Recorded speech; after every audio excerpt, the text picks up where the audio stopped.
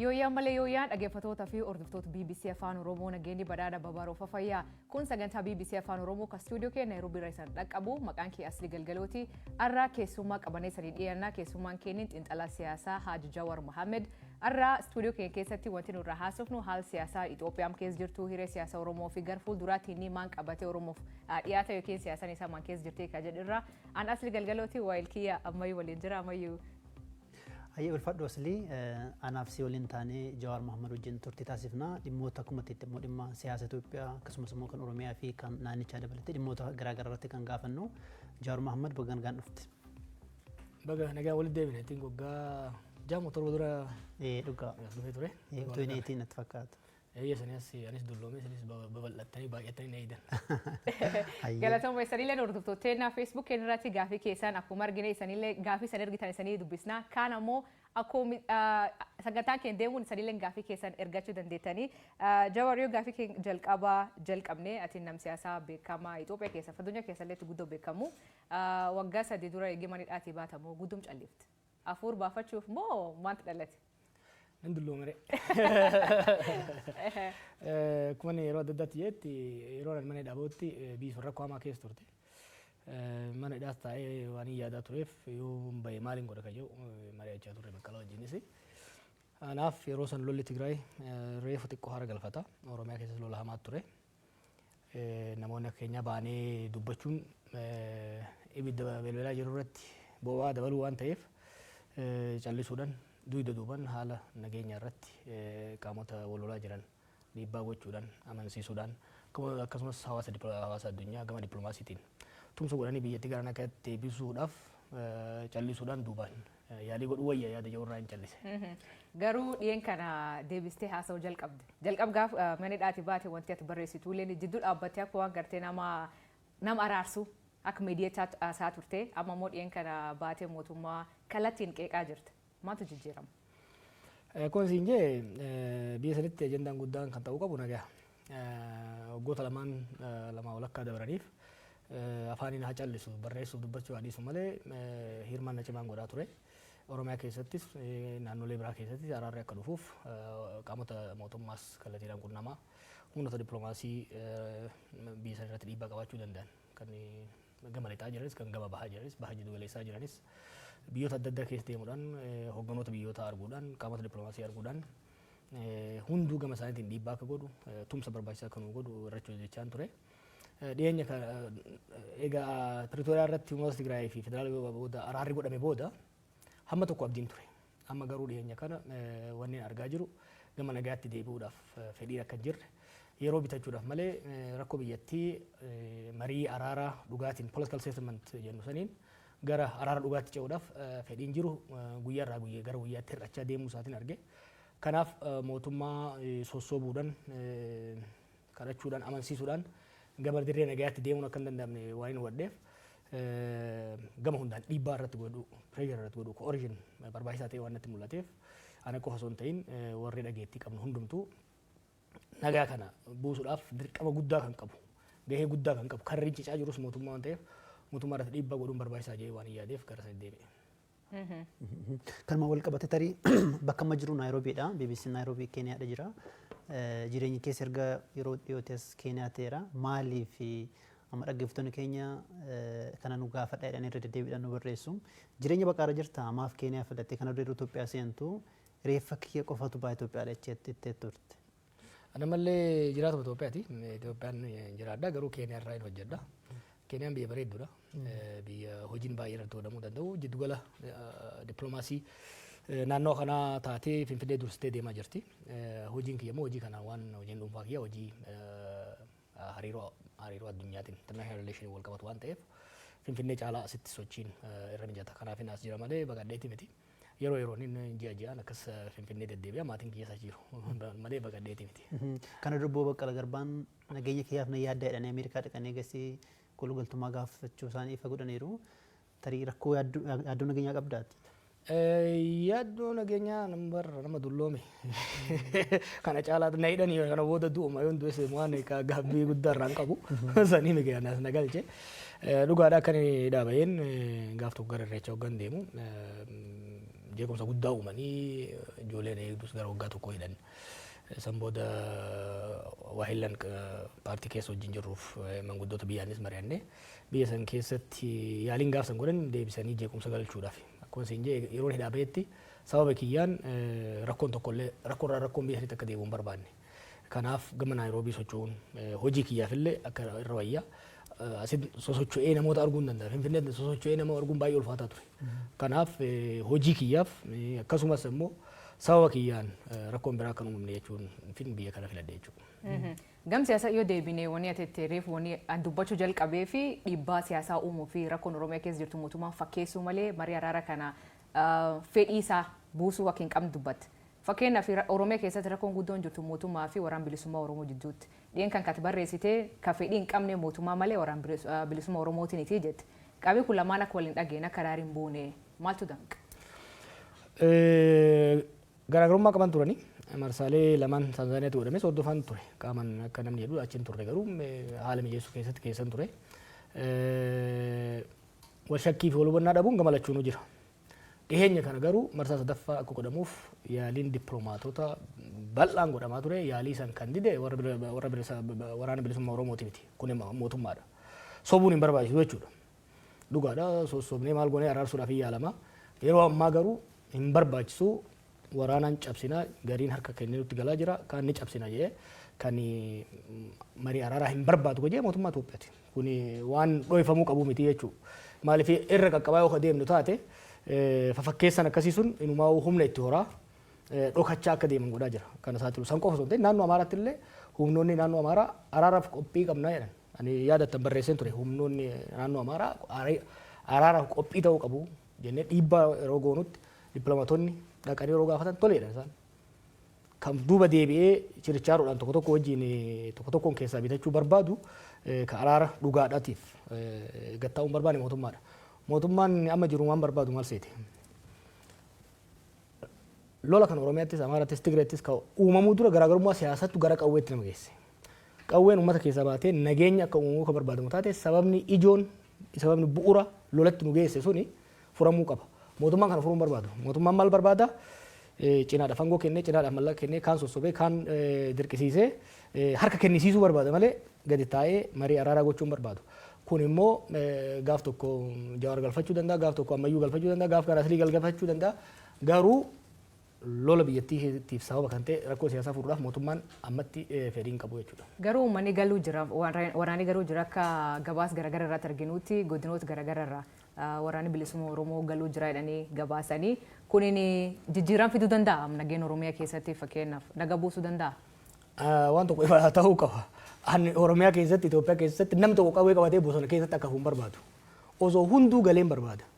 Har'a warri mootummaa nagaa jettee jettuuni gaafa dubbii waraana bilisummaa Oromoo kaasuun biyya alaan ture. Abiy Ahmed aangoo qabatee ji'a tokko hin turre.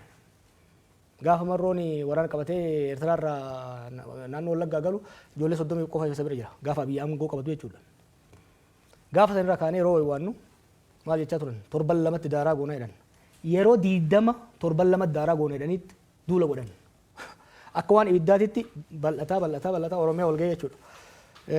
Maaliif amma wanni amma galchaa jiran kun bu'aa buusuu hin danda'u maaf hin jedhe. Ani godheera bara. 2019 ammayyuu hin beekan interviina godhaa ture yeroo sanitti. 2019 waraana marroo jala jure keessa walakkaa ol galchine. Gaafsanis daba mootummaatiin akkasumas shakkii warri adda bilisummaa Oromoo qabuun waraanni hammi tokko hafe waraanni sun dacha amma bal'atee Oromiyaa seenee jechuudha. Waraana cinaan irraa muranii galchuun kuni yeroodhaaf olola torban tokkootiif faayidaa qabaachuu danda'a malee yoo har'a namni 500 gale rakkoon siyaasaa dhiibbaan siyaasaa dargaggeessa kana bosona galche sun yoo furamin har'a 500 yoo gale borumuu 50 bosona galaa jira jechuudha. Nam 100 maqaa waraana bilisummaa Oromootiin Oromiyaa keessa jira bara 100,000 dargaggeessa kana kan dhiibee galche siyaasa marrooti miti. Waan marroon ideoloojii addaa qabaateef miti. Ajjecha hidhaa dhiibbaa bulchiinsi Oromiyaatiif federaala mootummaa Itoophiyaa irraan gahutu dargaggeessa kana bosona galche. Dargaggeessi kuni bosona akka galu kabiraan immoo deebi'ee akka hin seenne yoo barbaadamu taate rakkoo siyaasaa jalqabuma lola seesisan furuun dirqama ta'a.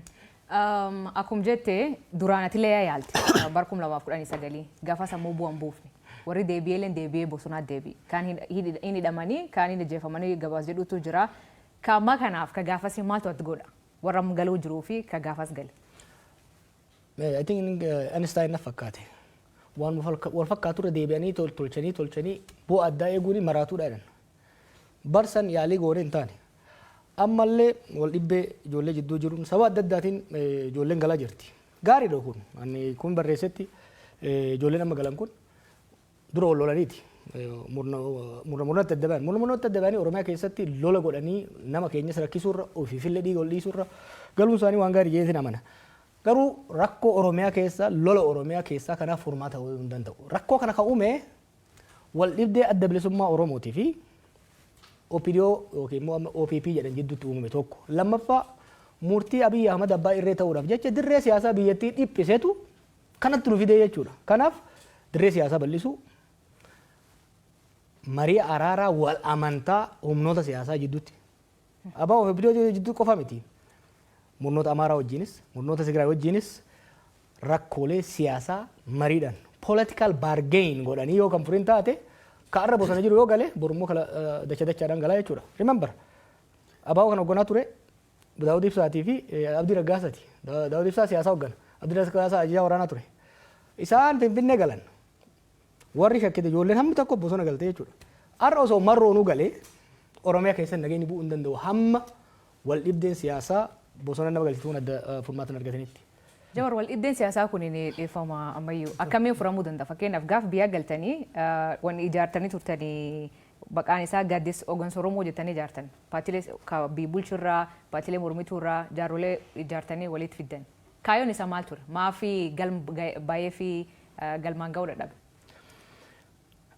kaayyoo baay'eef maaf galmaan ga'uu dadhabe.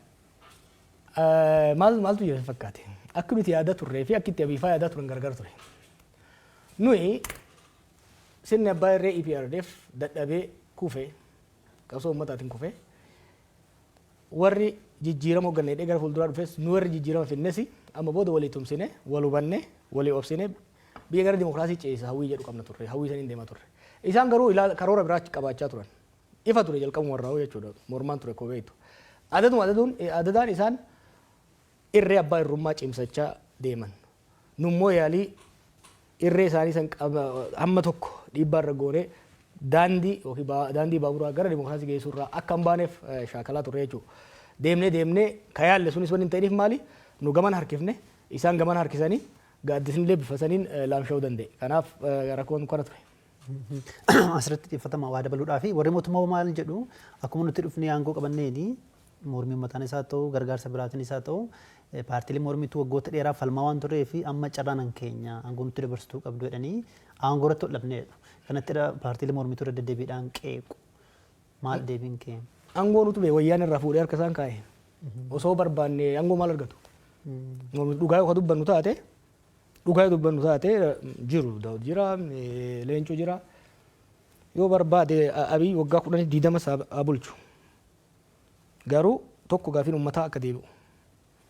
Lammaffaa sirna demokraatawaa sabaaf sablammoota biyya sanii haqa isaanii bifa walqixxummaadhaan kabachiisuu danda'u fiduu qaba. Yaaliin hanga ammaatti murnoota adda addaatiin aangoo irra qabataniin sirna abbaa irree tursiisuudhaan yaalame biyyattii laaffisa hariiroo hawaasa biyyattii sanii addaan fageessa jeeqaa waan deemeef bara amma aangoon Oromoo harka seenee jedhamu kanatti a better model a better vision biyya saniif qabaachuu qabna yaada jedhuun jechuudha.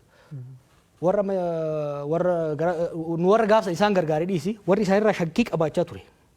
Daawud Faanis ta'e warri biraatis aangoo isaanii hin barbaanne soba kun. Yeroo sanitti aangoo mootummaa kanaa osoo barbaadame hin argatan jechuudha. The principal natu murteesse hunda isaanii caala it was me OPDO'n keessaa humni jijjiiramaa aangoo qabachuu qabaa jennee kitaaba keessatti nagartan warra TPLF wajjin negoshee goone ugee bittu sam hin turre bara isaan hin sobu warri garaagarummaa qabna hogganoota Oromoo bifa adda addaa wajjin jiran kanarratti garuu namni yeroo sanitti aangoo nuu kennaa jedheen hin jiru. Bakki wal dhibdeen dhufe maali kallattii gara fuulduraa irratti isaan sirna abbaa irree ijaaruu barbaadan humnoonni biraa garuu lakki sirni abbaa irree hanga ammaa murnoota TPLFnis, murnoota Dargiinis, murnoota Haile Sillaaseenis yaalame biyyatti ni miidha malee hin fayyadne. Kanaaf gara dimokiraasii ceenaadha. Garaagarummaan guddaan kanarraa dhufe. Amma haala jiruun tarii paartiileen mormituu siyaasaa turan ibsa baasu malee sochiidhuma irra iyyuu hin jiranii jedhanii qeequ. Ati akka hoogganaa paartii mormituutti maadha deebiin kee tarii isumaan wal qabsiistee immoo ministeerri muummee Abiy gara aangootti yeroo dhufanii maltii paartii dimokiraasiin akka babal'atu akka utubamu deddeebiidhaan dubbataa turanii sun booda keessa akka ta'an jirre argaati jirra. Gara akka paartii mormituutti eessa jirtu sun sochiin keessan maalirra jira? Paartii mormituu akkan sochoo EPRDF duraa akkan sochoo ni danqa ture. Kuni garuu mootummaa durriyootaati. Sochii mootummaa shiftootaati durriyoota qofa miti. Fakkeenyaaf kaafaawwan wajjira qabu ture naqabteerra. Hoogganaa achi ibsan fuudhanii achi buutee isaa dhabamsiisan. Warri abaa'oo guutummattuu wajjira isaanii hin qaban. Kanaaf sirna akkasiisan keessatti sochii paartiitiin godhe jechuun lubbuu namaatiin taphachuudha. Kanaaf kaafaawwan gaafa kaafaawwan ta'e fudhatu taate caasaa cimaa qaba lafa jalaan ifatti waajjira banee akka sochoosuu ga'ee taate lubbuu ilma namaati irratti murteessuudha. Kun warra battee ajjeesedha. How can somebody kill battee? Nama sirna battee ajjeesee irra biratti ammayyuudhaan dhaqiitii ambootti waajjira baniitii kaafaa bakka bu'u jechuun guyyaa adii du'a sirratti muree ilmaan kee immoo yataama gochuudha. Kanaaf kan sochiin paartii hin jirre malee paartiileen jajjaboon jiru. Ammallee jiru caasaas qabu. Caasaa san garuu lafa jala hojjenna malee ifatti baafnee yoo hojjennu taate ilma namaa fichisiisuudha. Kan gama dimokiraasii malti paartii jettee Abiy Ahmed dhiiga isaa keessa wanni dimokiraasii jedhu hin jiru. This was very clear to me gaafa inni Ameerikaa dhufee waliin haasofne. Maal haasoftan yeroo tarii? Yeroo TPLF negotiate godhaa ture yeroo sanitti. Maqaan isaa waggaa dhufu nama amansiisuudhaaf gara Ameerikaa dhufee ture. Bilbilaan waggaa haasofnu I think on the second phone call sirna mootii ijaaruu malee sirna dimokiraasii ijaaruudhaaf hawwis karooras fedhiis akka hin qabne naa ifa ture. Jechuudha. Yoo yaadattan wanni mormaa ture kanarraa. Ergan biyya dhaqee immoo itti dhiyaadhee baay'ee yaale. Namni Abiy sirna dimokiraasiidhaaf fedhii qaba jedhu yoo jiraate nama sa'aatii akkasii wajjin haasa'in qofa jechuudha. Kana immoo jahan dabre kanatti qabatamaa waan agarreedha. Akkuma jecha Jawar kitaaba keessatti walgahii kan keetiif kaabii bal'inaan ibsita. Gaafa inni Ameerikaa dhufee wantoota keessa ibsitu namni achiin akka hoogganaa Prime Minister biyyattii ta'uu isan feetan akka warra gaafa sochii sun geggeessetti Lammaa Magarsaa yaaddanii Abiyyiin ammoo gaafas akka Chief of Staff ta'uutti jetteen atin. Sunitti rakkoo sanii ta'e sunitti relationshipiin keessa akka hin hojjenne yookiin haaloo si ba'uuf fakkeenya hidhamti fa'aa jettee yaadda? Garaagarummaan keenya fundamentaalii Oromiyaa fi Itoophiyaa ani uumuu barbaadu akka uumamtu barbaaduu fi Abiy uumuu barbaadu garagara. Ani Itoophiyaa fi Oromiyaa ummattoonni isii keessa jiran haqi isaanii eegamee wal marii negotiation hogganoota isaanii gidduutti godhamuun sirni dimokiraatawaa sabdaneessaa itti ijaaramu uumuuf hin qabsaa ijoollummaa kiyyarraa kaasee. Abiy immoo abjuu haadha isaatirraa kaasee mootii Itoophiyaa ta'uu mootii qorkee sirna abbaa irree ka gubbarraa inni gattaa'ee hamma qabaleetitti namni isa faarsaa isaan dhaatataa jiraatu ijaaruu barbaada. That was very clear to me from day zero. Yeroo sanamma namoota hundatti ibsaan ture. Including maatiin kiyyaa'u boleetiin tiyyata akka egaa namni hedduu mirgaa inni gara aangootti dhufu sanii qeequu itti fufnaa aboon irraa callisii nu amma Oromoon aangoo nu qabatee jira. Mee kanumallee rahaa ittiin goona ittiin gammanna dhiisii naan jechaa ture. It was very clear. Garaagarummaan keenya kanarraa ka'eeti kan dhufu hidhamuunis ta'e wal diddaan hunduu kan dhufu fundamentally wal view society nuti uumuu barbaannu garaagarummaa waan qabuuf. Tarii amma gaaffii duratti kaasirratti waa'ee ministeera muummee waa dubbatteetta. Erga bitti galtee booda immoo mootummaa kana kursii jalatti eeguu qabna bilisoomne irras jechaas turte. Tarii sama duratti jettee hojii waliin faallessu. Maaltu teessitti fakkaate? Kophaan ta'e yeroo mormu san uummanni mormitoonni manguddoonni dhufanii waajjiratti nuu ta'eera wayyaanummaan haa deemtu malee Oromoo haa ta'u malee abbaan fedhe aangoo qabaatu na cinqan.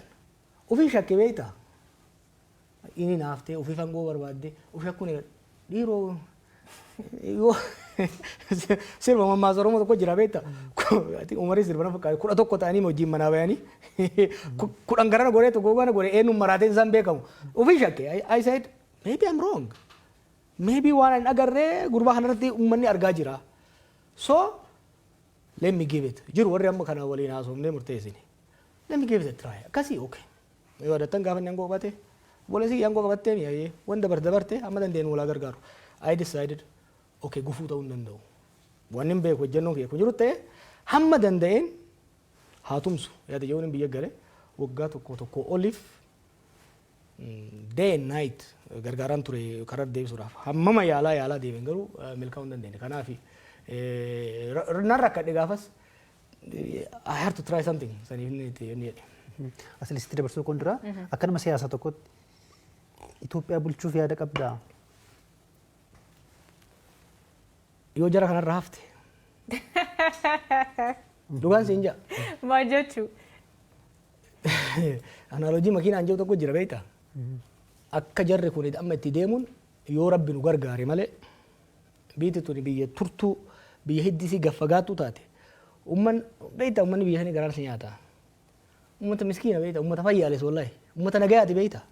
Biyya kanatti agartanii waggaa taaksiin parsantii 2 waggaatti dabalamu akkatti biyya raasan 42% gaaza irratti saantiimii 10 waggaa dabalame. Uummanni isaanii yeroo ammaa kana taaksii parsantii 300 hanga 1,000tti dabalanii milishaan miila bitaatiin isa dhiitaa uummanni kuni biyyi irratti hin diigamanii hamtuun kana caalaa natti hin dhufin yaada jirurraa ka'eeti nagayaan bula jechuudha. Uummanni sun garaa nama nyaata. Kanaaf hamma danda'een biyyi tuni sirna kanarraa akka haftu. We need to have a country. We need to save our country. Missioning generation kana is to save Ethiopia from Abiy Ahmed. Maaliif akkaataa jarri kun keessattuu Abiy fi murni isa wajjin deeman ittiin deemaa jiranii we might not have a country eega isaan deeman booda. Laali warri TPLF fi warri Malasillee hamtu turan. I fought them. I know them very closely. Nan beeka jarsanis. Jarri suni in kijibanii yoo kijiban garuu kijiba si amansiisuuf kijiban malee in amanan. Jarri kuni kijiba si kijiban san ifiifillee amanan. Jaalama dura biyyan ture. Argeen ture qondaalota gurguddoo. What's very scary wanni nama sodaachisu waa biyya sanii amma fagoo kana seettanii gaazexeessota waan biyya sanii waan agamu hubattan baay'ee jira. Waa'ee diinagdee waggaatti kaafte akka waan dammaaf aanan mana hunda keessa yaa'aa jiru. Qananiin biyya hunda ol ga'ee maal rakkoon diinagdee ati haasaa jirtu. Ilmi namaa garuu Finfinnee magaalaa jidduutti waan nyaatu hin qabu. Gaafan dhaqee jaartiin tokko arge. Jaarsi doktora waggaa 15 hojjeteera. Jaartiin narsiidha waggaa 10 hojjetteerti. Remember the highest earning professionals. Ijoollee fi waan ittiin barsiisan ufiifummoo waan ittiin even ijoolleedhaaf nyaata gahaa ittiin geessan rakkataa jira jechuudha. Rakkoo akkasiisan keessatti akka waan qananiin jirutti deemaa jiran jechuudha. Naannoon Amaaraa practically harka mootummaan jiru. Oromiyaan practically harka mootummaan jiru. Haala kana keessatti qondaalonni mootummaa waggaa agartuu akka waan tokko rakkoon biyya san hin jirretti haasa'u jechuudha. This willful ignorance is extremely scary. Ai dhagarni qondaalota mootummaa biyyoota adda wajjin nan hojjedhan arga. Observing godha abbootii irreetii hamma dimokiraasii social dimokiraatota Iskaandeebiyaa jiranitti. Garuu murna akka jara kana ka of wallaale saamicha qofa malee ifiif saamuun alatti biiti harkatti dhumte Finfinneetti galte. The state has shrunk. State capacity mootummaa tokko sirna mootummaa tokko kan meejor godhamu lafa biyya san keessa jirtu keessa hammamta akka to'ata. Humna mootummaa alatti humni biraa hidhatee socho'u jiraachuu hanqisuudha. With all the measurement the state is shrinking. Finfinneef naannoo isii qofarratti ta'uun ifa irra dhaabanii calaqqisiisaa oolan tana alatti harka isaaniitti baateerti biitti. Garuu harka kennaa bahaa jirti jedhanii muddamanii waa sirreessuudhaaf osoo deemanii beektaa yeroo kan itaafi. Akka waan tokkoon uumamnetti akka biyyi sun qananii keessa jirtutti hamma bahaa dhihatti biyyatti nagaa qabdutti itti haasayan jechuudha. Kuni baay'ee nama sodaachisa. Kanaaf hamma danda'ametti wal gargaaranii jara kanarra dhiibbaa godhanii karaarratti akka deebi'an yaalu yoo kan danda'amne taate immoo biyyi tun biyya tana qabatanii qilee dhaquun jara kanaan oolamu. Biyya tana qabatanii qilee akka hin dhayne nu hunda fuudhanii qilee akka hin dhayne waan danda'ame hunda godhuu barbaachisa jechuudha. Imana obbo Jawar mootummaa dhiyeessu kana isaanillee gaafannee deebii isaanii isaniif dhiyeessina. Ammoo ammaatti waan ati akkuma sirnoota kaanii mootummaa kallee ofirraa mancaasuun qabsoon ofirra mancaasuun barbaachisaa jetti. Asiin dura qabsoo Oromoo geggeessanii turtan qabsoo qeerroo yookiin Oromoo protest yookiin mormii Oromoo geggeessanii turtan achiin mootummaa nam jiru aangootti dhufe. Kan aangoo irra kaasuuf sochiin akkasii hin hojjette jettee yaadda? Sochiin uummata sirna kamiifuu hin ta'a. Uumama muuxannoo itti qabnan Oromoon beeke. Beektaa of dagatanii. Akka inni dhaabeen qondaaltu argaan ture. Seenaa faasitti immoo barbaadan deebi'anii akka itti qabsaanii wayyaanee ofirraa kaasan. Warra wayyaaneen qe'ee keessaa guurtee ergachaa aangoo tursiiftetu qabsoo ummataatiin, qabsoo qonnaan bulaatiin, qabsoo barataatiin aangoo irratti ol ba'ee arga deebi'ee uummata irratti qoosuu barbaada. Sirna kamiyyuu ani sirna mancaasuutti namanu jecha jetteef. I believe in reform. I don't believe in revolution. Revolution jechuun warraaqsa jechuun sirna tokko hundeen buqqaasanii haara irra dhaabudha. That's destructive biyya tokkoof. Saniifin sirni EPRDF sirni wayyaanee guututti akka diigamurra dhiibbaa godhamuun dirqisiifamee gara karaa jijjiiramatti akka seenuuf ka jedhu tarsiimuu fudhannee jechuudha. Ammas taanaan sirna mancaasuu waan jedhutu namanu. Sirna abbaa irree jalatti immoo gateettii ofirra kaayanii jilbiffachuutti si namanu jechuudha. Kanaaf hamma danda'ametti beekna kana immoo qaroo muuxannoo itti qabna. Arra dhiisi kaleessa gaafa muuxannoo guddaa hin qabne qabsoon nagayaa hin hojjetu yoo yaadattan mootummaan maal jedhan mootummaan simbiraa miti dhagaan hin bu'u yeroo yaa'u turanittis dunuunfannetti deemne dhaloonni nu duubaan dhufe immoo nu jaalaa qarmaadha. Nu jaalaa qarmaa nu caalaa bilchaataadha. Wanni nama jechaa jiru maali? Kuni waamicha mootummaadhaaf. Karaan amma deemaa jiran kun Itoophiyaas kasaarsa, isaanis kasaarsa. Salphinaaf qaanii Oromoo immoo salphinatti fidaa jiran. Oromootti diina baay'isaa jiran. Saamichi, tuffiin, diigumsi isaan biyya irratti geessaa jiran kun Oromoo bitaa mirgaan diinatti baay'isaa jira. Oromoon diina baay'ifachuudhaaf hin qabsoofne. Oromoon sirna gita bittoota kaleessaa kan irratti qabsaa'eef Amaara keessaa waan bayaniif, Tigree keessaa waan bayaniif osoo hin ta'in miidhaan narra gahuu narraa dhaabatee saba hundaa wajjin walqixa ta'ee qabsaa'uu jiraachuun barbaada. Sirna dimokiraatawaa, sirna federaalawaa kan hanqee kiyyatti ittiin bulchu, kan kunis qe'ee ofiitti ittiin bulchu, sadarkaa federaalatti immoo wal kabanyee, wal jaalannee waliin bullu jaarrachuun barbaada. Arra maqaa Oromoo dahataniit keessattuu deenjariin amma deemaa jiru. Oromootti fayyadamti. Kan irraa kan si gaafachuu barbaade mootummaan kun kan jedhamu mootummaa Oromoo jedhan. Namni hedduun akkasiin jedhee yaama warri biyya keessaa fi warri biyyoolaaleen mootummaan Itoophiyaan bulchuu jiru mootummaa Oromoo jedhan. Mootummaa Oromoo jechuun kun uummata Oromoof bu'aa yookiin miidhaa qaba. Wanni hin haalamne jarri aangoo irra jiru Abiy irraa kaasee Oromoodha. San qofa osoo hin ta'in qabsoo Oromootiin aangoo irra bayan. Kanaaf Oromii alagaan ka biyya keessaas ka fagoos hoo laalu warra Oromoon aangoo irra baase jarri kun Oromoodha. Jee mootummaa Oromoo jee ilaaluunsaa waan nu ajaa'ibu qabu miti. Garuu sirni tokko mootummaa Oromoo yookiin immoo mootummaa saba kanaa kan jedhamuu danda'u yoo uummanni sun naata jedhee filatee aangoo irra baasee jechuudha. Kanaafuu mootummaa murna Oromootiin jedhanan. Mootummaa Abiy, mootummaa murna Oromootiin mootummaa Abiy jettee yoo keesseen alatti mootummaa Oromoo jettu. Garuu hubannaan sabni biraa godhu kun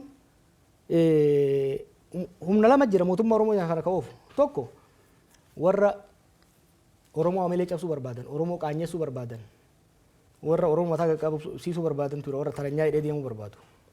Kun warra murnaati. Hojii hojjetan kana yoo ilaalte amma haasaa Oromoo waggaa walitti qaban haasayan.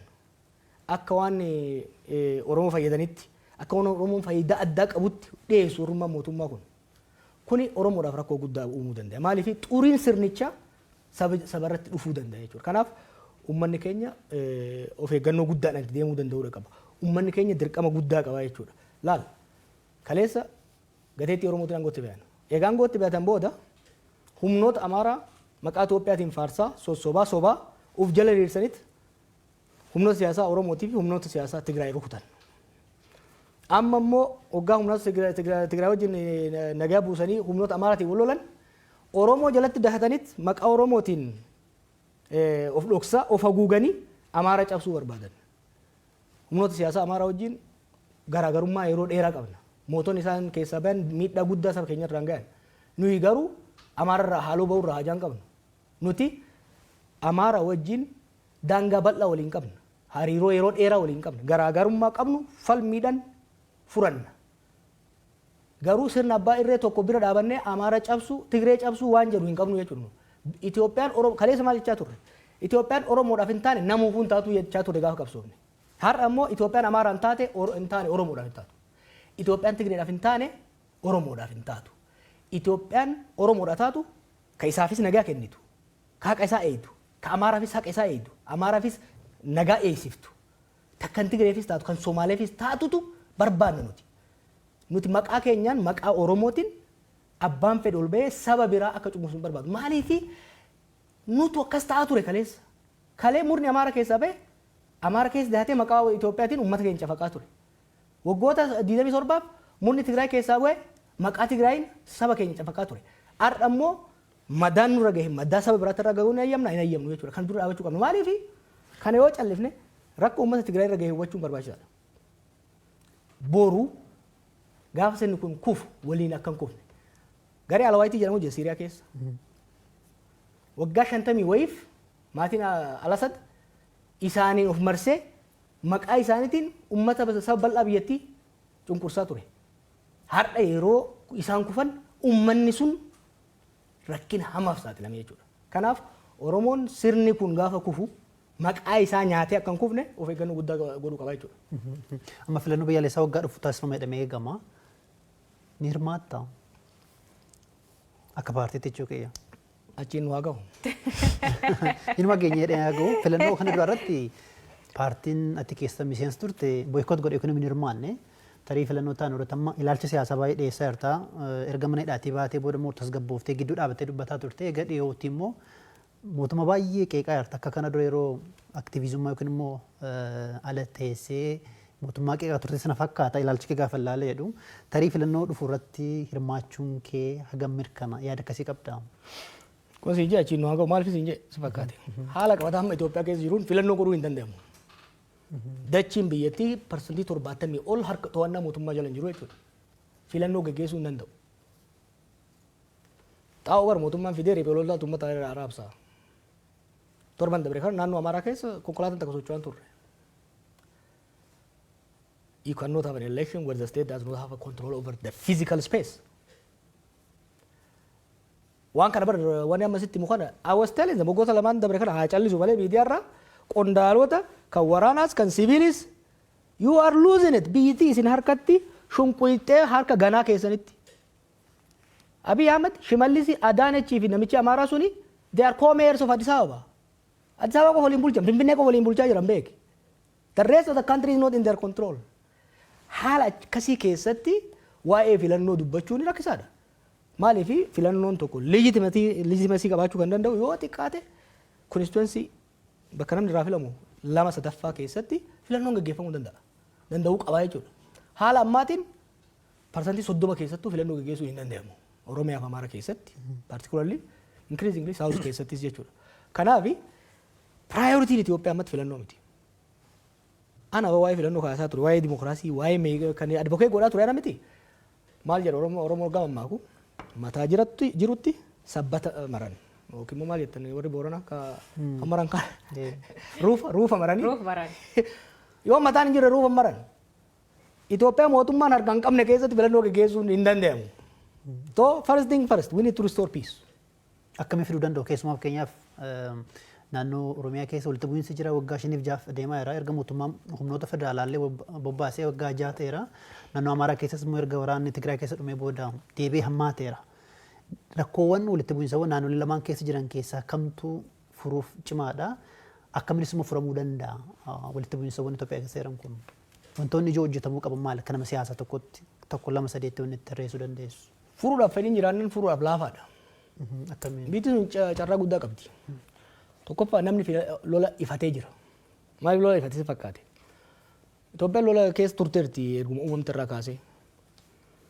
Bara Haile Sillaasee lolli ture, bara Dargii lolli ture, bara IPRDF haamul xiqqaatu malee lolli ture. Lolli hagammaa godhamaa ture qarqara irratti. Ogadeen keessatti, gammoojjii Baalee fi Harargee keessatti, Eertiraa keessatti. Lolli waggaa 6 dabree kun immoo handhuura biyyattiitti godhamaa jira. Oromiyaa keessatti Shawaadha. Arsiidha. Amma lolli guddaan qarqara Wallaggaa hin jiru. Waraanni guddaan kan jiru godinoota Shawaa keessa, godinoota Arsii keessa, Gujii fi Baalee. Jiddu galeessa. Amaara keessa lolli eessa kan godhamaa jiru. Dur Amaarri PRP eessa Qaaraa garas gara daangaa Sudaanii lolaa ture. Tigraay soo taate qarqara ture. Amma lolli Amaara eessa godhamaa jira. Jiddu gala Gondar, jiddu gala Goojjam, Shawaa kaabaa keessatti godhamaa jira jechuudha. Lafa naannoon kun maali? Lafa oomishaan beekamu uummanni bal'aan keessa jiru jechuudha. Kanaaf durii gaafa lolli qarqarra godhamu uummattoonni Itoophiyaa jiddu galeessa jiran darbee ilmaan erganii sinqiin ergan. Amma garuu lolli qe'ee isaanii irratti godhamaa jira jechuudha. Kun uummata baay'ee nuffisiisee jira. Uummanni Itoophiyaa kan Oromiyaa keessa jirus, kan Amaara keessa jiru, kan Tigraay keessa jirus lola ifatee jira jechuudha. Akka kaleessatti naa cabsi.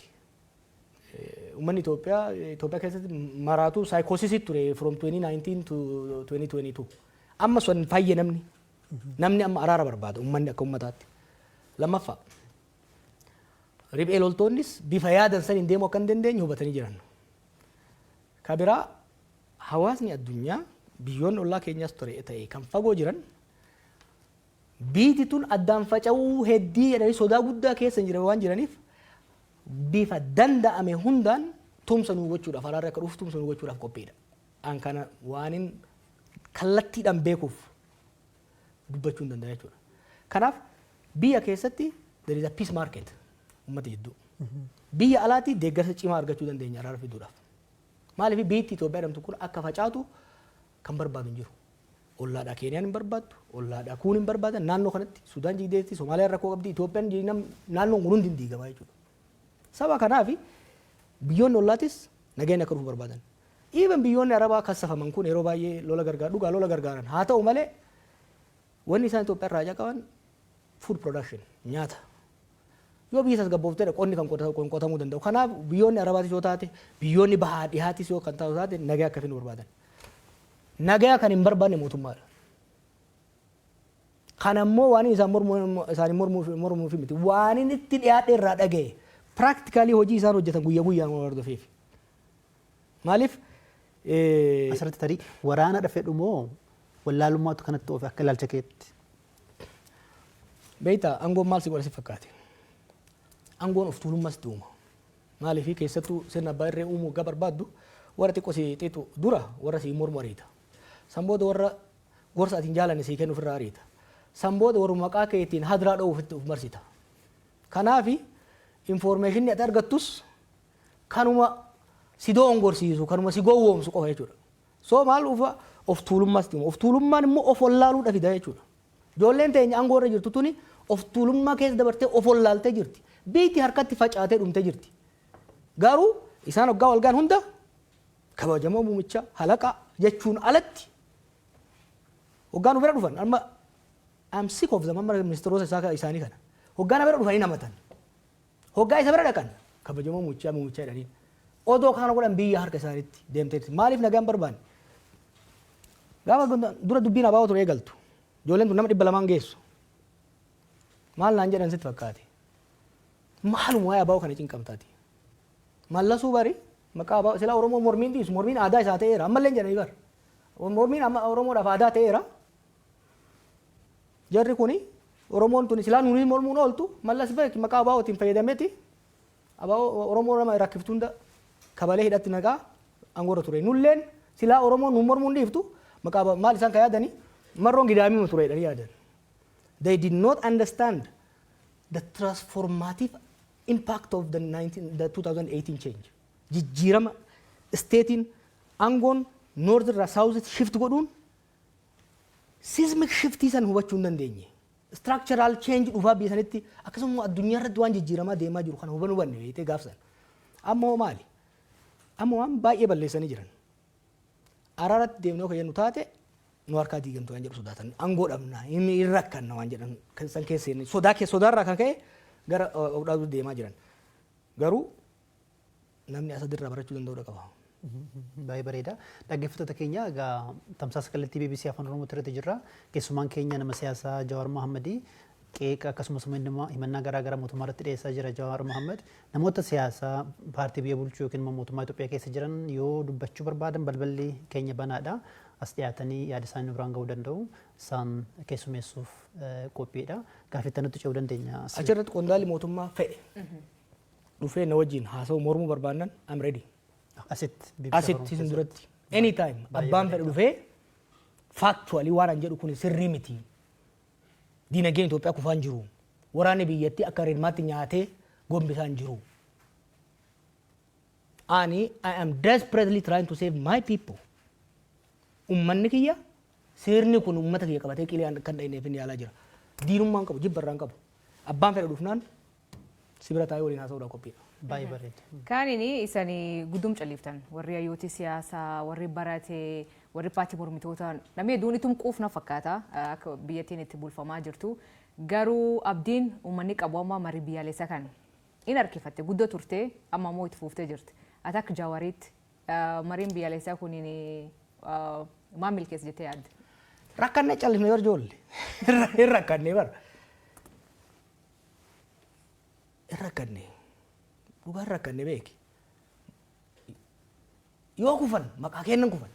Yoo itti dhiibne suuta kufaa jiran. Kan namni Oromoo waa beeku kan sirna kan keessa jiru namni xiqqoo qalbii qabu.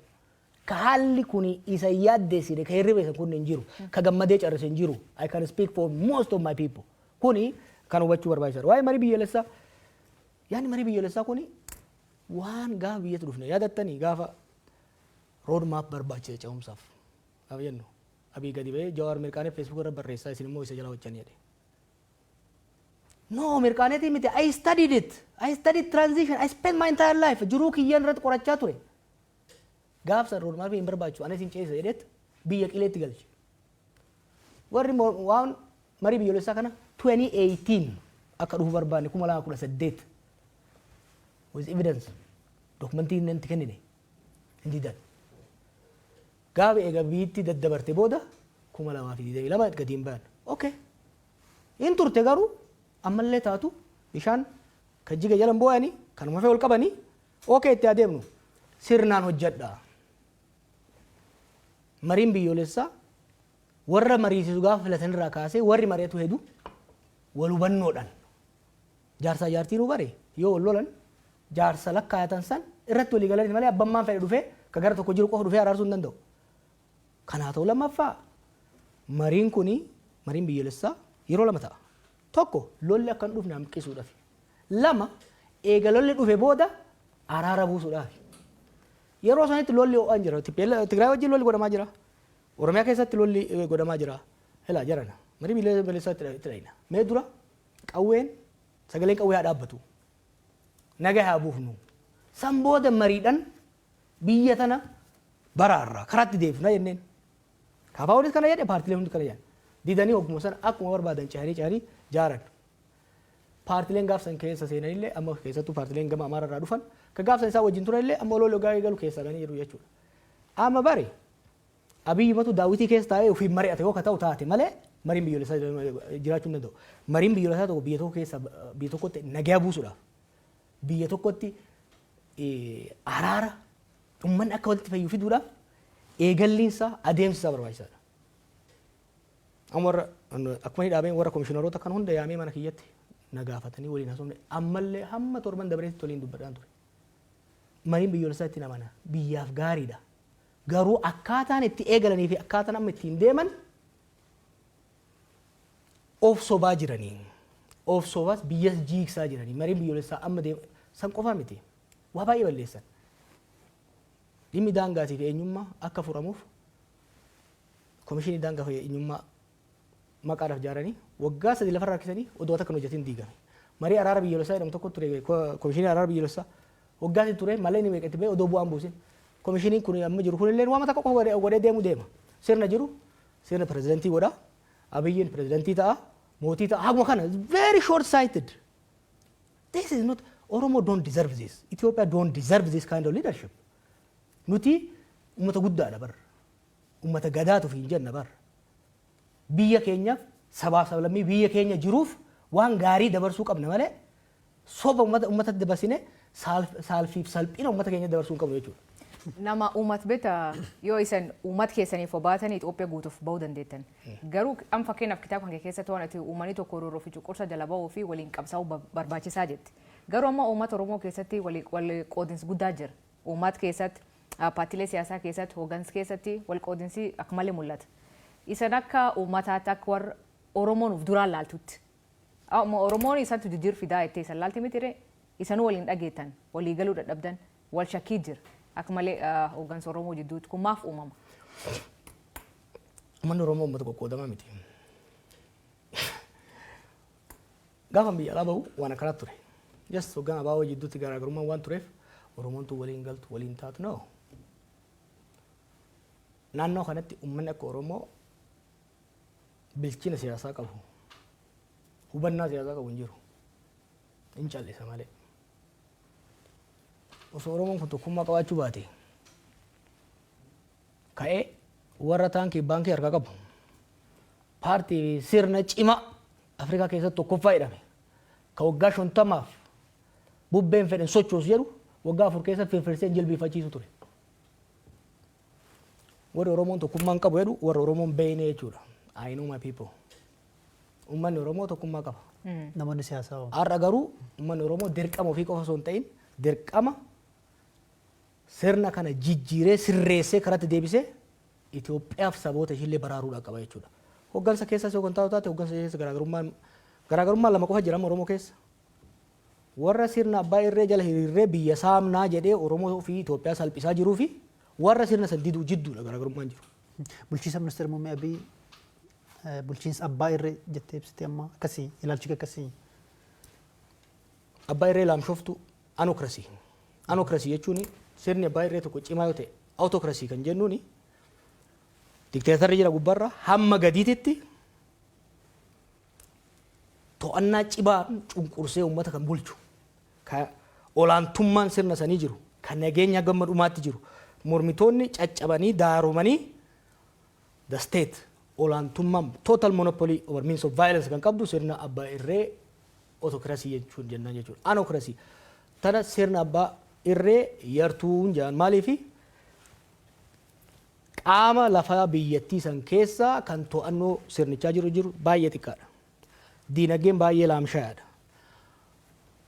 Humna lakkoofsaan kan mootummaatii ol ta'etu bosona keessa taa'ee falma. Yeroo har'aatitti mootummaa Itoophiyaa naannoo Amaaraa keessatti magaalota muraasaa alatti harka isaan jiran. Oromiyaa keessatti karaa gurguddaan alatti harka isaa keessa hin jiran. This is two sides of the country. Sirna akkasiitiin sirna abbaa irree ta'uu fedhu malee ta'uu fedhee guutamuu fi diddee karatti rarra'ee hafedha jechuudha. Duratti ripheeltoonnis akka isaan yaadan hin taanee fi jettee dubbattee turte ammatti immoo lakkoofsi hidhattoota bosona jiranii kan mootummaa yoo hin caala jette tarii mootummaa yaaddessuu danda'u akka mootummaan ibsutti ministeera muummee Abiy torbanuma lama dura otuma waggaa 1000 yoo nu lolanii immoo hin dandeenyedhanii dubbatanii turanii akka ilaalcha keetti lolanii mootummaa to'achuu hin danda'ama Itoophiyaa keessatti. Mormitoonni akka isaan yaadan kana hin jedhu uummanni hin deeggaru ripheeloltoota. Uummanni ifateera lola. Uummanni Oromiyaas kan Amaaraas kan Tigraayis lola ifateera. Ripheeloltoonni kun uummata keessa jiru. Dhahannaa onnee uummataa kana ni beekan. Kanaaf hin sinjaa akka fedhanitti deemaa hin jiru. San qofa osoo hin ta'in sirni ripheelolaa adeemsi ripheelolaa durii fi insurgensiin amma adda adda dur nama muraasatu yuunivarsiitii keessaa ta'uu bakka tokko ka'ee niikulasiidhaan san booda ripheelolaa jaara. Amma sochii uummataatu gara fincilaatti jijjiirame ripheeloltoonni bifa wal ta'iniin decentralized bifa ta'een autonomous ta'anii deemu jechuudha. Kanaaf akka fedhan sanitti deemuudhaaf isaan rakkisa. Haa ta'u immoo ripheeloltoonni bakka hundatti waan baay'ataniif sirna mootummaa yeeyyii beekta bineensa yeeyyii jedhamu. Yeeyyiin amma arba mataa isiitti homaan gootu takkitti. Waan baay'attee bakka hundaa nyaattuuf guyyaa lamas yoo itti fixtu lafa waan dhoofti. Sochiin ripheelolaa kun amma Finfinnee uumaan sodaachisu ammaaf. Garuu Finfinneen sammuudha jennu. Sammuu arbichaa yookiin onnee arbichaa ta'a jennu. Garuu immoo bakka hundaa sochiin godhamu kuni sochii qonnaa, sochii daldalaa, caasaa bulchiinsaa laaffisee laamshisaa deemaa jira. Diinagdee kuffisaa deemaa jira. Diinagdeen Itoophiyaa almost kuffee lafa jira amma. Faalaan immoo mootummaan ittuu diinagdeen Itoophiyaa biyyootuma baha Afrikaa kanuma Keeniyaa akka caale GDPdhaanis yoo ilaalle gara doolaara biliyoona 200 akka caale kan ibsaa jiru deddeebiidhaan badhaadhinni akka jiru ibsaa jira mootummaan tarii dubbiin kee faallaa kanaatti. Anas namanii abiyyi namanii warra keessanii bilbili gaafadhu. Ask your family. Warra keessaniin jireenyi isiniif hooyyofte moo kan baadiyyaa jirus kan magaalaa jirus. Dinagdeen Itoophiyaa akka isaan jedhee ta'uu guddataa jiraate. Barsiisan, haakim, qonnaan bulaan, daldalaan jireenyi isaa kan bara waggaa 6 duraarra fooyya'aa deemuu danda'ami. Namanuu baannaan gaafadhu maatii kee. Don't go too far. Hiriyoota wajjin baratte gaafadhu. Haala waliigalaa dinagdee biyyattiiti moo jireenya lammiilee biyyattiiti amma kan amma dubbataa jiru? Yoo bultii qabaatte hin beeku mindaan kee yoo dabale qabsiin jaartiin tee bitattuu wayyaa. Manni barnootaa ijoolleen teenyaan ijoolleen teenyaattuu hin fooyyaa. Kopheen isaan diratan hin fooyyaa. Akkasuma akkasii miti. Mindaan kee galii biyyoolessaati. Galii biyyoolessaati. Maal ta'aa jira fakkaate? Dinagdee maaltu laaffise? Dinagdeen har'aa miti. Erga mallas du'e irraa kan abii qofa ittiin bileem gochuu hin ta'u. Erga mallas du'e irraa mallas jeneraaloota bakka adda addaa kaa'ee qondaalota kana gaafa mallas du'u qondaalonni jeneraaloonni qabeenya biyyattii saamutti seenan. Sochiin godhaa turres dinagdeen laaffise. Jarri ammaa kun immoo erga dhufe maal ta'e? Tokko lola Tigraay qofatti doolaara biliyoona 28 oli kan kasaarame. Imagine dinagdeen Itoophiyaa guddaan tokko Oromiyaadha lama Amaara. Naannoo sanitti sochii dinagdee godhamaa jiruun sochii lolaa godhamuun dinagdee laamsha'ee jira. Kanaaf bifa lolaatiin daldalli hanqateera, qonni hanqateera. Sababa lolaatiin immoo investimentiin biyya keessa ta'e biyya alaa qaqal'atee dhaabbateera. Tun balaa lolaati. Maallaqa xiqqoo irraa haftee maal godhaa jiran? Beeta mangistii cululuqaa ittiin ijaaranii. Riizoortii isaan qoftii fi araboonni fi warri biraa dhufanii wajjin bashannan qofa ittiin ijaaranii. Maallaqa xiqqootti hafteen. Biyya tokko keessa biyya tokko kan guddisu investimentiin mootummaa garan deemuu qaba. Productive sector kan jennuun qonna irratti deebi'uu qaba. Faabirikaa irratti deebi'uu qaba. Yeroo har'aas Itoophiyaan beeta mangistii ijaaruu miti kan isiin malu. Warshaa xaa'oo ijaaruu qabdi turte. Deengadda oduu tokkoon arge. Itoophiyaan warshaa sukkaraa mootummaan warshaa sukkaraa 8 qaba. Tokko qofatu hojjeta. 7 dhaabateera. Maaliin dhaabate beektaa? Malawaawwaca spare parts doolaara dhabane waan ittiin bitan. Maaliif? Doolaarri biyyattii kaan lolli dhabamsiiseera. Kaafe masaraa mootummaa fi riizoortii bashannanaatiif bahaa jira jechuudha. Kanaaf dinagdeen biyyattii laamsheera. Lolli maal godhaa jira? To'annoo mootummaan qabu harkaa fuudhee dinagdee keessattuu gama baadiyyaatiin jiru. Remember qabeen Itoophiyaa sochiin Itoophiyaa guddaan qonna. Qonni dhaabateera. Kanaaf maali ayyaana waggaa irratti I think waajjira Adaanitti waa sana fakkaata. Shunkurtii Taanzaaniyaa irraa fidan. Imagine Itoophiyaa maaliif shunkurtiin Itoophiyaa Taanzaaniyaa dhufa beektaa? Naannoo maqii kana naannoo laga Awaash kana ka shunkurtiin maaliin kuduraa fuduraan irraa dhufu. Sababa lolli naannoo san jiruun dhaabateera jechuudha. Kanaaf maal godhaa jira? Lolli kun maal godhaa jira? Biyyattii nyaatee lafaan dha. Asad maal ta'e? Waggaa 14 irraa lolli eegale 19 irraa. Riphee loltoota hin laaffise. Garuu riphee loltoonni bakka jiran itti oofufan. Dinagdeen biyyattii hin laaffate. Waraanni biyyattii ni laamshee. Gaafa warri alaa gargaaru sun biraa deemu waraanni biyyattii keessi isaa horoqee dinagdeen biyyattii horoqee waan tureef torbanta keessatti jijjigee jechuudha. Ka Itoophiyaas carraan kanarraa addan ta'u yoo saffisaan wal dhageenya kanatti ka deemnu taate malee. Rakkoon biraa ka biyyattii keessa jirtu amma fakkeenyaaf rakkoo nageenya jirti, dinagdeen jirti. Ammoo inni uummataa tamaan tana dhukkubsamuu ta'uu jiru nan butanii maallaqa gaafachuu. Kuniin maal akeekatilee barreessitee turte? Ka butu beektaa lachuu. Amma beektaa biisanitti humni qawwee reefka mootummaa caala kan hin siin jiru ka officially mootummaan bobbaasu. Qondaalonni mootummaallee beektaa waraana ofii qabanii ka biyyattiin saaman kan daldalaa qabanii ittiin saaman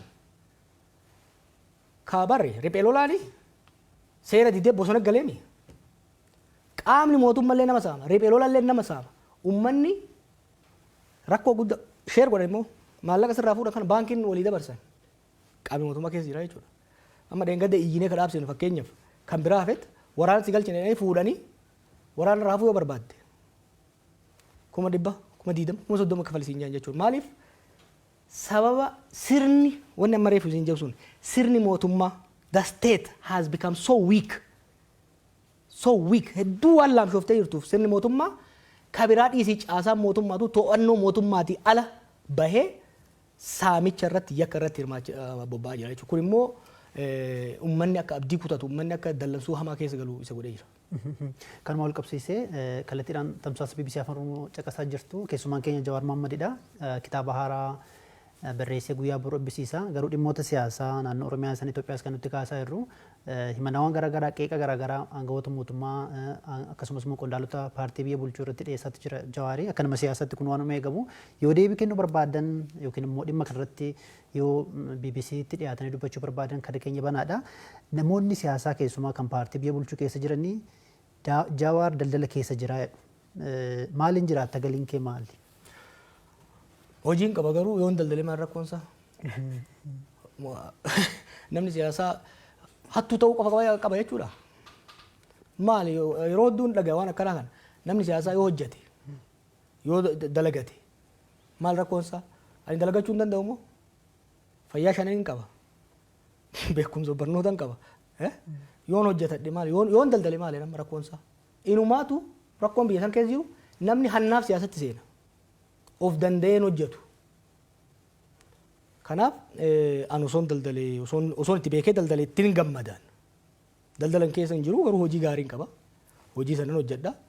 Yoommoo rabbi naa qajeelchee carraan daldalaa dhufte immoo sirriittiin daldala kun waan haalamuu qabu miti. Akkuma ati jette qeeqa irra deebiidhaan dhiyaatuudhaa fi gama kaaniin hariiroon dhaaba kaafaa waliin qabdu keessumaa ammatti hoogganaa ittaanaa paartii Koongireesii Federaalaa Oromooti kan kaafaa'ooti. Hariiroon kee akkam fakkeenyaaf yeroo darbii adoolessa keessa yeroo isaan kora ta'anii bakka Baqqalaa Garbaa filatan fa'aa waan argamteen seeni waan dogoggoruu dhabaadhe aangawoota yookiin immoo qondaalota paartii sanaa irraas gaafa odeeffannee xiqqoo hariiroon keessan akka laaffate waan akeeku odeeffanne sirraa dhaga'uu feena. Akkami hariiroon kee? Hariiroon keenya jabaadha. Garuu biyya keessa waan hin jirreef walgahii idilee yeroo hunda godhamu hirmaachaa hin jiru. Sanii alatti garuu waan irraa eegamu godhaan jira. Hariiroon laaffee kan jedhullee sirrii miti hariiroo gaarii qabna. Hariiroon sun immoo gaafa barbaachisaa ta'etti gaafa hojiin hojjetamuu qabutti ni hojjenna. Kana dura an Oromoo farse yookiin immoo dursa Oromoo fetteetti dhalabsitee egasii mormiinis jabaatee mootummaan haaraa saanguutti dhufee ati amma akkam ilaalchi Oromoo farestidha moo Itoophiyaa farestidha? Gaafasis maali ka dubbii kaase? Gaafasis namni Oromummaa isaatiin waan dhiibameef Oromoon beekamsuutti kaseen Oromoo waan ta'e qofaaf himi. It's not a DNA question. Oromoon akka Oromootti waan cunqurfameef akka Oromootti qabsaa'e.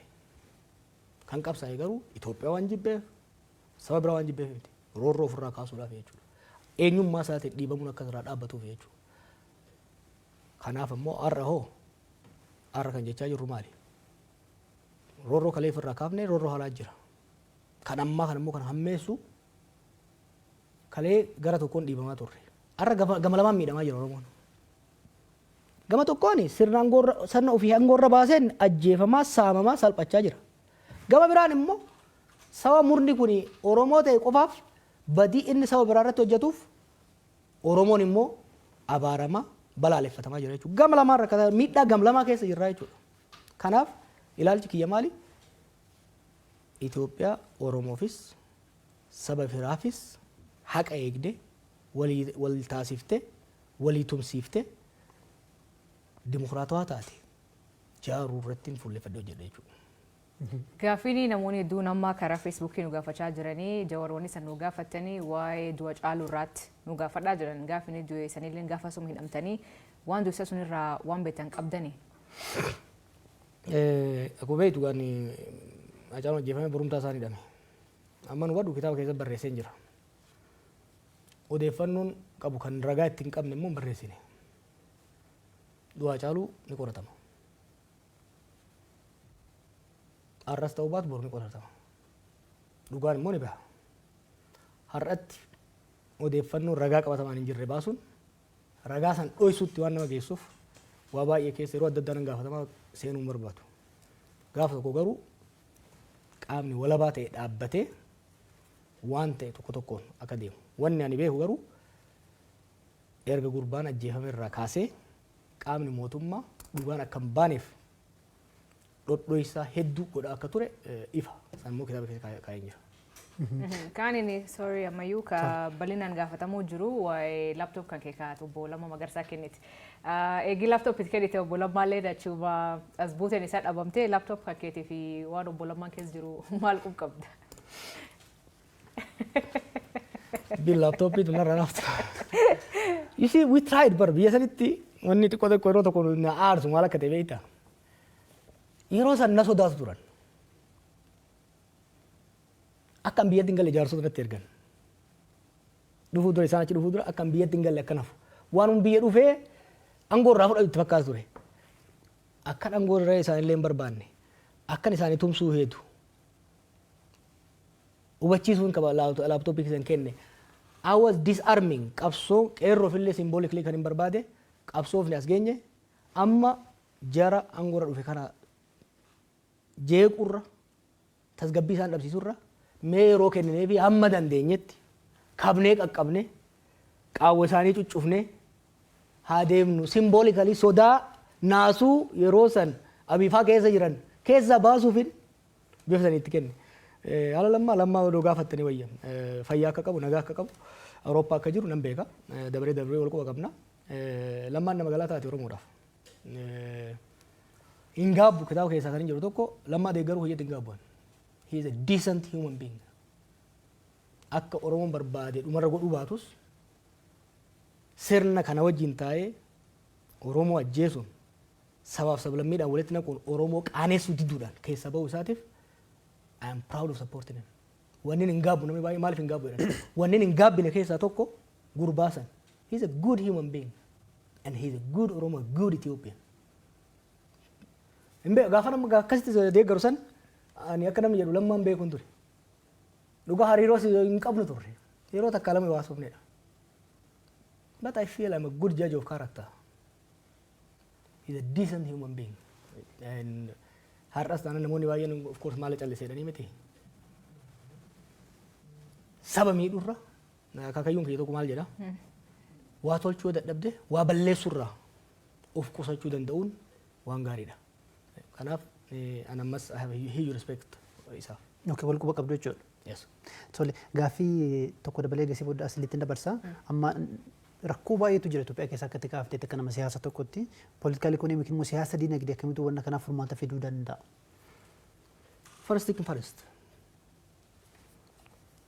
Karaan irra deemamaa jiru qileetti nu galchee akka jiru balaa hamaa keessa biyya galchee akka jiru amanuu gaafata. Dongorri guddaan misoora siyaasaati. Ololli qaama siyaasaati. Siyaasa keessatti wanti hamaan ololli ofiitti amanuudha.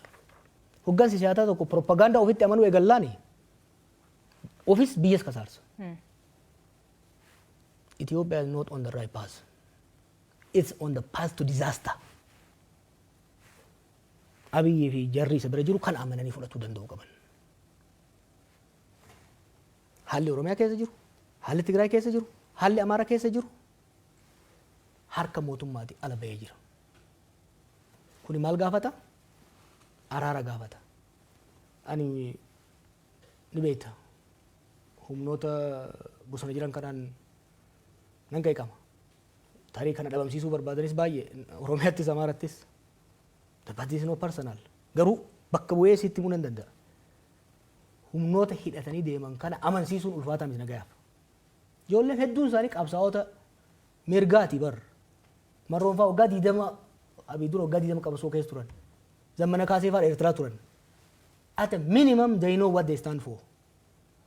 Karaa tarsiimoo isaan hordofan irratti waliigaluu dhabna malee ilaalcha isaan qaban irratti waliigaluu dhabna malee at the heart biyyi akka diigamtu fedhii hin qaban. Onne I can speak with confidence ijoollee nan beeka ijoollee kana. Wal falmaa turre wal beeyna wal loluu dandeenya. Ultimately garuu haala amma biyyi keessa jirtuun nagaa ala falli biraa hin jiru jedhanii tamanu. I challenge Abiifa. And I will bring ijoollee kana amansiisuudhaaf itti gaafatamummaa nan fudhadha. Nagaaf akka ta'aniif. Oromiyaa qofa osoo hin ta'in ka Amaaraas dabalatee. Ni amanu jedhee amanan biyyi akka diigamtu barbaadan. warri mootummaa beetii harka isaanii diqe maali maraatuun akkana maali maraatuun na'an baramma okay gaafa dura aangootti dhufani muuxannoon hin jiru wanta tokkotti fakkaatuu danda'a dargaggummaan jiraachuu danda'a amma hoo maali after 6 years of disaster namni xiqqoo mallee dhaabbatee fulaaluu danda'udha qaba kanaaf falli jiru maali garaagarummaa siyaasaa jiran daandii siyaasaa irratti waliin mari'atanii furuudha malee the clock is ticking. The clock is ticking. Abiyyafis biyyaafis the clock is ticking. Anaan waan irraa abuufi miti. Ijoollummaarraa kaasee siyaasa sana nyaachaa isumaan abjoochaa waan hin jiraadheef na fakkaata wantoonni tokko tokko fagoon na mul'atan. And I can see clearly amma haalli amma deemaa jiru kun. Waniin amma iyyuuf waniin amma falmuuf immoo Itoophiyaaf qofaaf miti. Salphachuuf deeman salphina already keessa jiran salphina hamaa keessa seenuudhaaf deeman. Salphinni kun immoo anaafis naaf dabare akka nama Oromoo tokkotti akka lammii Itoophiyaa tokkotti jechuudha. Kanaaf karatti deemuu gaafata.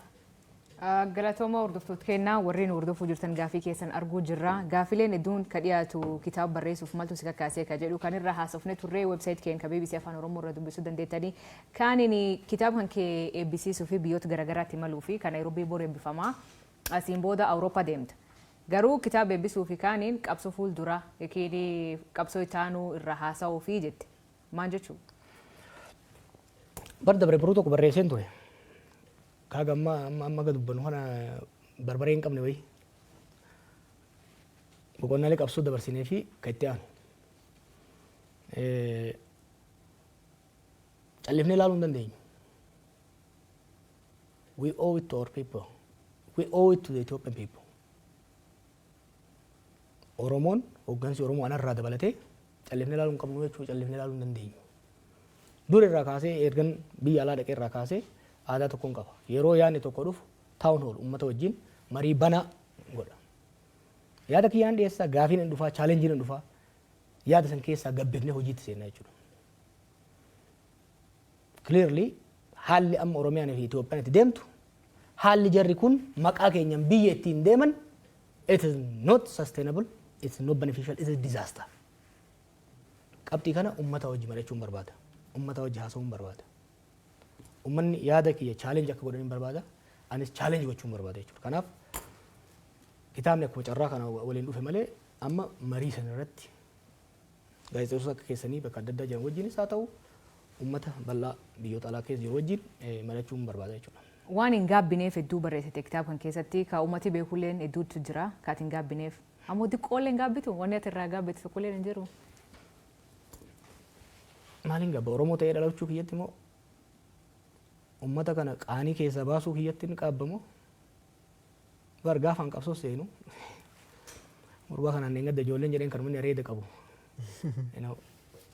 Ani qancaraadha beeyta.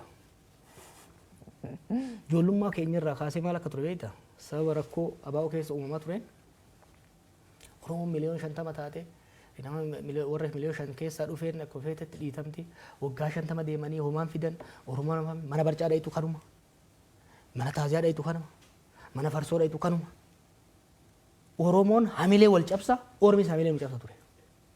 We changed that. Arreeyoo xiqqaate Oromoon waa gochuun danda'u namni jedhu kamaraati malee hin jiru. Kamaraati illee hin jedhu. We proved. Ummata kiyya amane because I know my people. Ummata kiyya amane callifnee lafuma kaanii girriin jenne akka jarri kaleessa jedhanitti kitaaba keessatti nagarta. We spend years after years in qoranne qabsoo kamtu haala qabatamaa biyya keenyaatiif ummata keenyaatiif baasenne beekumsa keenya san teknoolojii ammayyaa wajjin haala uummanni keenya keessa jiruuf haala addunyaa wal qabsiifnet osoo tuffatamnu the biggest contribution an Oromoodhaa godhe caba hamileedhaa keessa baasudha. Repairing the collective collapse of self-esteem. Har'a immoo tokko kan aarsu kaleessa Oromoon qabsaa'uu hin danda'u jedheet saba keenya hamilee cabsuudhaaf irratti hojjaa turan. Har'a immoo Oromoon biyya bulchuu hin danda'u yeroo kitaaba keessatti yoo ilaaltanii turtan aangoon nuun malaa jee 2015 maal barbaaddan isaan maal barbaadan Finfinnee pirezidantii Oromiyaa si goona waan akka no aangoon nuun malaan jedhee jaba baasee jennaani Oromoon biyya bulchuudhaan qophoofneedhaan isin garsiifnan jedheen. Biyya bulchuu hin danda'u jedhan. Oromoon biyya dhiisii ol bulchuu hin danda'u jedhan back in the day. These guys proved that. Oromoon biyya bulchuu hin danda'u kan jedhu san dhiphinaan wallaalummaan of tuulammaadhaan ijoolleen tuni qaanii san Oromoo irratti fidan. Har'a Oromoon bakka jiruun hoggaa isaa miidiyaa irra bayan qeensa ofii keessatti dadhabamuu barbaada. Oromoon bee uummata oral society uummata dubbannee dhagaa amansiisuu dandeenyu bara. Uummata hojjannee ofii miti addunyaa kanaadhaaf. Hayyoonni Oromoo bakka meeqatti addunyaa hoogganaa jiran. Har'a Oromiyaa diiganii dachee dhiigaa godhanii uummatoota Itoophiyaa abdii guddaa nurra ture yaadattaa 2018. Kanaafi again I want to try one more time. Uummanni keenya hamileen isaa akka hin cabne. Uummanni hamileen isaa cabe bara baraan salphata. Hamilee uummata keenya eeguudha. Kanaaf dongoroon hojjedhe jira yaa baay'eedha. Bagan dongoroo hojjedhe immoo. I was young. I was energetic. Kottee baay'eedhaan hojjedhe. Bakka baay'een seene. But I delivered. Anaaf warri wajjin hojjenne waan uummata keenya waadaa galle deliver godhaa geenye jechuudha. Kanaaf maaliif hin gaabbu jette? Akka hin gaabbu barbaadan ana qofaan hin beeke. I'm speaking on behalf of Oromos. Akka gaabbinu barbaadan. Hin gaabbinu wanni gaabbinuuf hin jiru. Itti yaadne hojjenna hojii dongora keenya irraa hin baranne hin sirreessina itti deemna. Ammas yoo taate amma warri hedduun sirna kanaan gotti hidhuu keessaniif hin gaabbitan hin gaabbinu. Hin gaabbinu. Jallaa ormaa kaafnetti jallaan keenya dhufe. Jallaa kana kone hin diriirsinaa yoo kararraa kaafna simple. Diriirsuun danda'ama. Ni Allah dinnaan munni hogga jallate ibidda keessa. Hin beekan kazara akka tolchan hin beekan tolchan hin jiraami. Ibidda keessa. Yookiin jallata yookiin caba. Jallatee garuu itti fufuu hin danda'u jechuudha. Dubbii karaa kan hubadheetti amma adeemsa kana dura deemaa turte deebistee yaaluudha barbaadda akkasii akka duula qeerroo kakaasanii qabsoo karaa nagaa gaggeessu wayii. Wanni akkasii hin jiru. You have to be adaptive. Warri hojjettu keessatti. Amma I just want conversation. Haasaan barbaada amman. Haasaan barbaada. Bakka san hin geenye. Karaan qabsoo baay'ee jira. Karaa irra hin deddeebinu. Karaan tooftaan haaraa baay'ee jira. Modern era. Gaafan biyya alaa dhaqu. Generation faaltookii turre. Generation Facebook itu, generation Twitter itu, mali TikTok itu. As technology changes, society in keessa gaji jiramu, strategy in keessa waliin jijjiiramu. Anamma achillee jiru. Amma waa'ee qabsootu haasa'an jiru, waa'ee sirna kana goonaa miti. We need to have a conversation akka Oromoo salphannee jirra. We have let down the Ethiopian people. Ummata Oromoo qofa osoo hin ta'in, ummata Itoophiyaa, ummata gaanfa Afrikaa, we have let them down. Liability taaneera. Ummata guddaadha nu. Baay'inaanis teessuma lafaatinis Somaaleen nurraa abdii qaba. Dhayin lola isaan wajjin seenna. Har'a mootummaan abbii Oromoon hin lola, Amaaraan hin lola, Tigreen hin lola, Eertiraan hin lola, Somaaleen hin lola.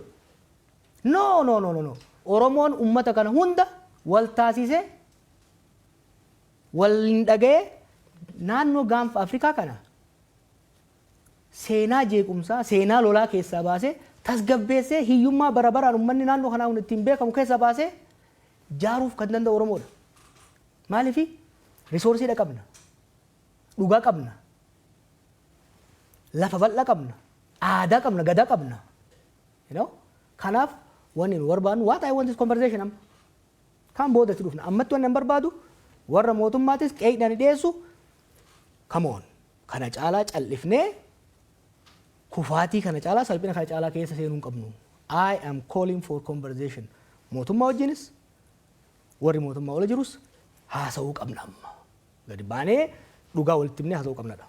Ayyee tamsaasa kallattii BBC Afaan Oromoo gama Facebookiidhaan hordofaa jirtu dhaggeeffattoota keenya keessumaan keenya Jawar Mohammedii kitaaba haaraa hin gaabbu jedhee guyyaa boruu eebbisiisa guyyaa kamisaa jechuudha Keeniyaa Naayiroobii keessatti isa booda immoo gara biyyoota Awuroopaas ni imala dhimmoota hedduu kaafne dhimma siyaasaa Itoophiyaa keessaa qeeqawwan jajjabaa himannaawwan jajjabaa mootummaa akkasumas immoo paartii biyya bulchuu irratti dhiyeesseera. Isarratti jarri mootummaa deebii kennuu yoo qophii ta'an balballi keenya banaadha. Gara xumuraa tarii dhimma gaanfa Afrikaa kana kaasteetta.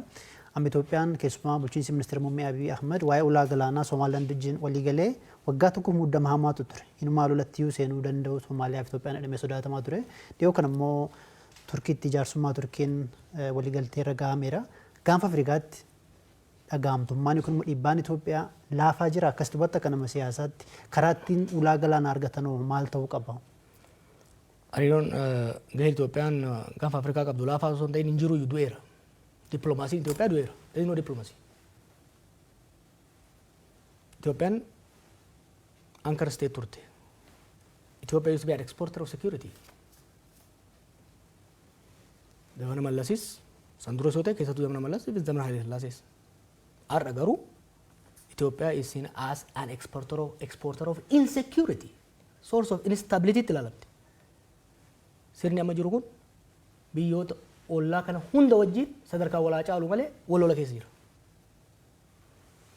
Laaffachuun biyya tokko anchor state exporter of security ka godhu dura keessa isaatti tasgabbii qabaate.